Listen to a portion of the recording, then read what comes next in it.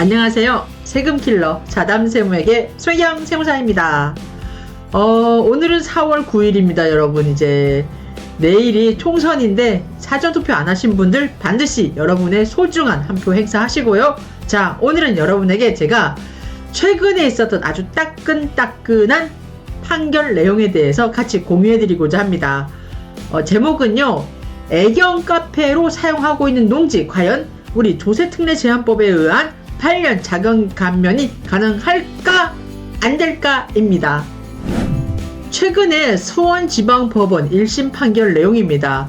결론을 말씀드리자면은 원고 납세자분이 패소한 사안입니다.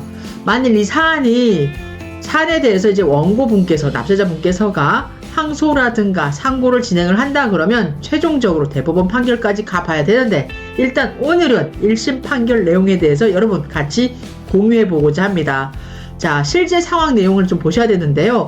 이 납세자분께서는 2009년 7월에 이 사건 토지 제1토지 그리고 이 사건의 토지 제2토지를 취득을 했는데, 같은 날 한꺼번에 취득을 했습니다. 그리고 이 제1토지에는요, 그 1층 규모의 동식물 관련 시설이 있었습니다.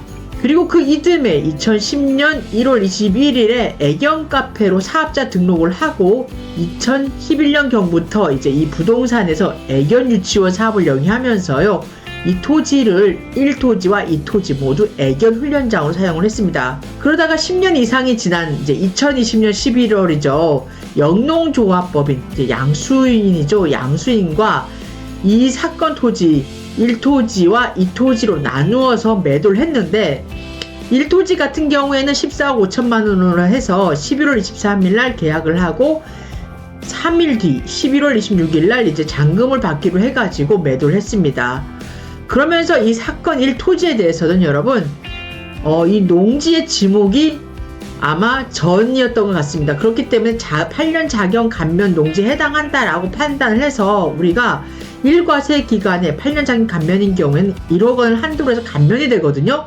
이렇게 해가지고 2020년에 귀속되는 양도소득세 1억 원을 감면하고 난 다음에 1억 3천여만 원 정도에 대한 양도소득세를 신고 납부를 하였습니다. 그리고 이제 제1토지는 이렇게 11월 23일 날 계약을 하고 11월 26일 잔금을 쳐서 2020년 귀속으로 해서 양도소득세에 대해서 신고 납부를 했잖아요. 그리고 제2토지에 대해서는 1토지와 마찬가지로 2020년 11월 23일 날 계약을 했는데 잔금을요, 해를 건너뛰었습니다. 2021년 1월 6일자로 정해가지고 매도를 했고, 역시 마찬가지로 잔금일이 2021년이니까 이 납세자분께서는 이때도 역시 8년 자격 감면 적용 대상이다라고 판단을 하고 한해 과세 기간 1억 원을 한도로 해서 어떻습니까? 2021년도 양도소득세 약 4천만 원 정도에 대해서 신고 납부를 했습니다. 느끼시는 분 느끼시겠죠? 좀 짧죠? 간격이 냄새가 납니다. 처분청 당연히 굉장히 예민한 후각을 갖고 있잖아요. 그래서 이 납세자분에 대해서 2020년과 2021년 양도소득세 신고 관련 내용에 대해서 8년 자격 감면이 과연 적정했는가 여부를 조사를 했죠. 당연합니다. 자격 감면 같은 경우에 어떻습니까? 이 납세자분께서는 2020년 귀속, 2021년 귀속해서 총 2억 원에 해당하는 어마무시한 그 금액에 대한 감면을 받았지 않습니까?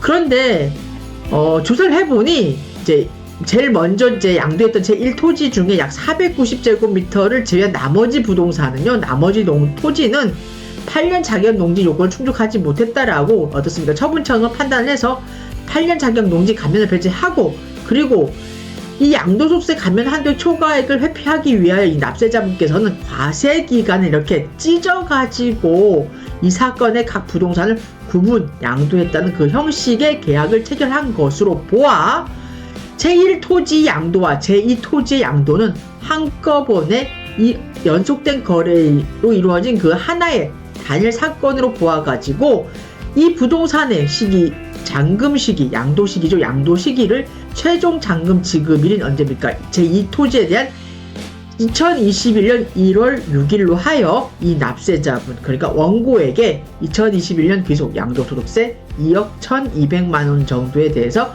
경정 고지한 건입니다.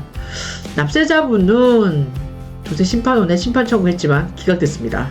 그리고 소송을 제기한 건입니다. 자, 여러분 여기까지 상황 정리 다 되셨죠? 자, 간단하게 제가 여러분께 풀어드렸습니다. 자, 그러면 어떻습니까? 이 사건과 관련된 우리가 이제 요 사건에서 과연 우리가 파헤쳐야 될 내용은 무엇인가? 첫 번째가요, 여러분, 이 사건 제1토지와 이 사건의 제2토지가 과연 이 거래가 하나의 거래로 볼 수 있는지 여부. 그리고 두 번째는요, 자, 조금 더 내려가 보겠습니다. 애견 카페로 사용한 농지, 과연 이 농지에 대해서 8년 자격 감면이 가능한지 여부에 대해서 우리 같이 고찰해 봐야 되겠습니다. 첫 번째, 이 사건 제1토지와 이 사건 제2토지 거래가 과연 하나의 매매 거래로 볼 수 있을까? 관계 법령을 보셔야 되는데, 우리 국세기본법 제14조에서는 실질과세 원칙에 대해서 얘기를 하고 있습니다. 자, 여러분 한번 보시죠. 1항, 과세의 대상이 되는 소득, 수익, 재산, 행위 또는 거래의 귀속이 명의일 뿐이고 사실상 중요한 내용입니다. 사실상 귀속되는 자가 따로 있을 때는 그 귀속을 사실상 귀속된 자를 납세 의무자로 해서 세법을 적용을 합니다. 2항은요, 과세표준 계산에 관한 내용인데, 소득이라든가 수익, 재산, 행위 또는 거래의 명칭이나 형식에 관계없이 그 과세표준의 계산에 대해서도 역시 실질 내용에 따라서 적용한다라고 하고 있습니다. 그리고 3항이 중요한 내용입니다. 자, 잘 보시면은 이제 우리가 본 앞서 실제 상황과 결부시킬 내용인데요. 보시면은 제3자를 통한 간접적인 방법이나 둘 이상의 행위 또는 거래를 거치는 방법, 여기죠. 둘 이상의 거래를 거쳤지 않습니까? 이 법 또는 세법의 혜택을 부당하게 받기 위한 것으로 인정되는 경우입니다. 자, 둘 이상의 행위라든가 거래를 거치는 방법으로 이 법이라든가 세법의 혜택, 조특법 감면이었잖아요. 8년 자격 감면 부당하게 받기 위한 것으로 인정되는 경우에는 그때는 경제적 실질 내용에 따라서 당사자가 직접 거래를 한 것으로 보거나, 자, 이 사안입니다. 연속된 하나의 행위 또는 거래를 한 것으로 보아서 어떻습니까? 이 법 또는 세법을 적용을 한다라고 규정을 하고 있습니다. 자, 국세기본법 제3조, 자, 세법 등과의 관계에 대해서도 역시 보셔야 되는데, 국세에 관하여 세법에 별도 규정이 있는 경우를 제외하고는 우리가 국세기본법을 따른다라고 이제 국세기본법 제3조 얘기하고 있고요. 우리가 소득세법 제5조는 과세기간입니다. 우리가 양도소득세 어떻습니까? 기간을 달렸지 않습니까? 2020년 말 그리고 2021년 초로 해가지고, 그래서 소득세 과세기간은 원칙적으로 1월 1일부터 12월 31일까지 1년으로 하고 있고요.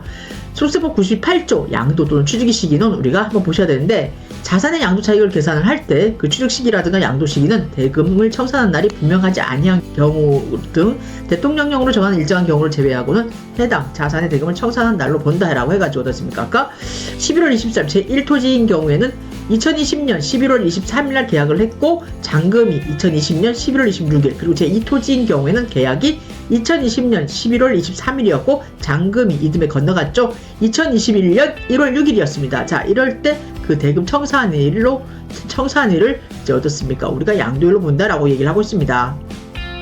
자, 그러면 첫 번째, 과연 제1토지와 제2토지가 하나의 매매 거래인가? 자, 우리가 판단을 보셔야 되는데요. 이 매매 대상인 이 사건 제1토지하고 2토지는요, 여러분 서로 이렇게 딱 붙어 있었습니다. 연접해 있었고요. 그리고 이 1토지 먼저 양도했고, 2토지하고 1토지 위에 지상에 있던 그 아까 1층짜리 그 동식물원 관련 시설이 있다 그랬잖아요.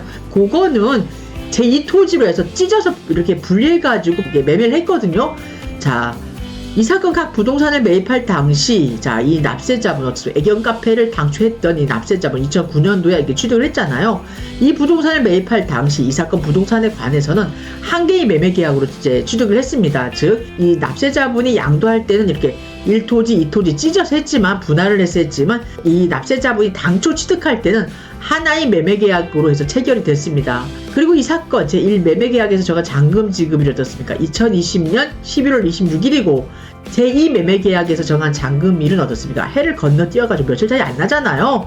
2021년 1월 6일로 그 시간적 간격이 불과 2개월도 되지 않습니다. 따라서 실질적으로 이 사건 각 부동산을 영농조합법인에게 양도하는 하나의 거래로 하는 것임에도 불구하고 이 납세자분께서는 조세특례제한법 제69조에 따른 양도소득세의 감면을 받고자 조세 회피 목적으로 이 사건 각 부동산을 분할하여 매도하였다라고 보는 것이 타당하다라고 해서 원고 패소 판결을 한 사안입니다. 자, 다음은 두 번째 쟁점 사항입니다. 그럼 과연 애견 카페로 사용한 농지에 대해서 우리가 8년 자격 감면 가능할까? 자, 요 규정인데요.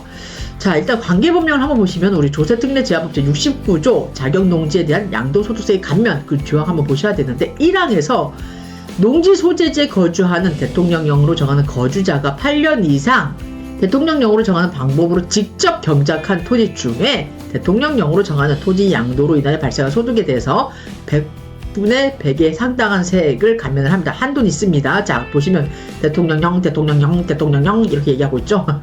그럼 우리 시행령을 한번 보셔야 되는데 조특법 제69조에 대한 내용은 조세특례제한법 시행령 제66조에서 이제 연결해서 얘기를 하고 있습니다. 자격농지에 대한 양도소득세의 감면입니다. 사항에서가요. 조특법 69조 제1항 본문에서 대통령령으로 정하는 토지라 함은 자, 대통령령으로 정한 토지 취득할 때부터 양도할 때까지 그 사이에 8년 이상 자기가 경작한 사실이 있는 토지를 우리가 자, 자격농지라고 합니다. 자, 이 대통령 정한 토지를 이렇게 얘기를 하고 있습니다. 그리고 5항에서가 이러한 시행령 제4항의 규정을 적용하는 농지는 자, 소득세법 시행령 162조에 따른 양도일 현재의 농지를 기준으로 하고요. 그리고 13항에서 자, 조세특례제한법 제69조 제1항 대통령령으로 정하는 방법으로 직접 경작한다는 게 뭔 뜻인고 하니 시행령 13항 1호 2호에서 거주자가 그 소유 농지에서 농작물이라든가 다년생 식물을 어떻습니까? 직접 경작하고 재배해야 됩니다. 상시 종사하라는 그 요건이고요. 그리고 2호가 농작업의 2분의 1 이상을 자기 노동력에 의해서 경작 또는 재배해야 된다라고 규정을 하고 있습니다. 그리고 하나 더 보시면 자, 시행규칙까지 한번 보셔야 되세요. 조세특례제한법 시행규칙 27조 농지 범위 등입니다. 자, 령 66조 제4항 예, 이제 의한 농지는 전답으로서 지적상 공부에 관계없이 실지로 경작에 사용되는 토지를 우리가 역시 농지라고 규정을 하고 있습니다.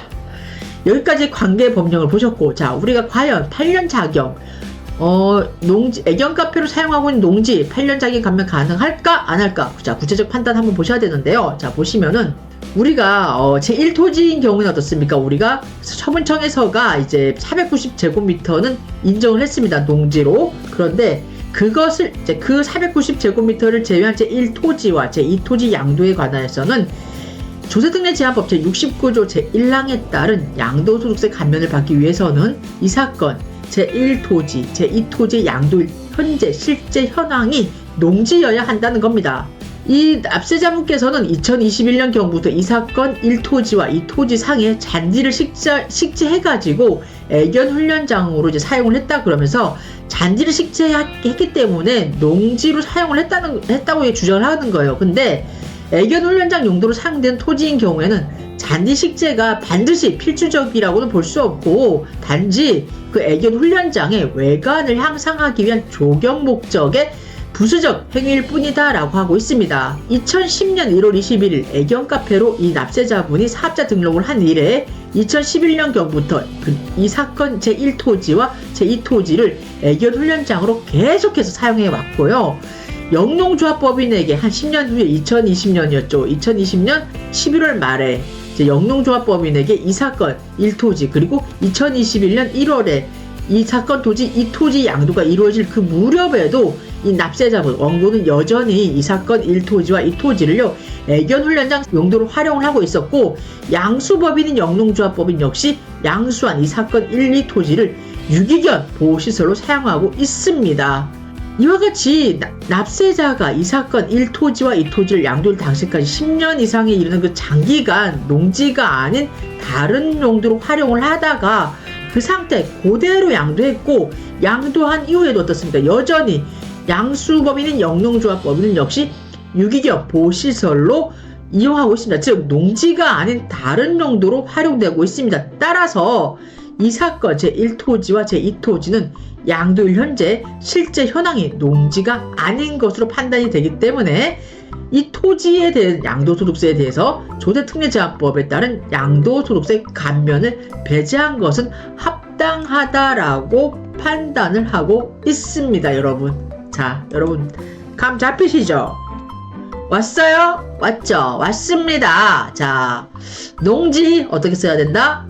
취득일부터 양도일 사이까지 농지로 쓰셔야 되는데, 자, 8년 자격 감면 어떻습니까? 취득일부터 양도일까지 8년 자격 감면 요건 충족해야 되고 굉장히 까다롭습니다.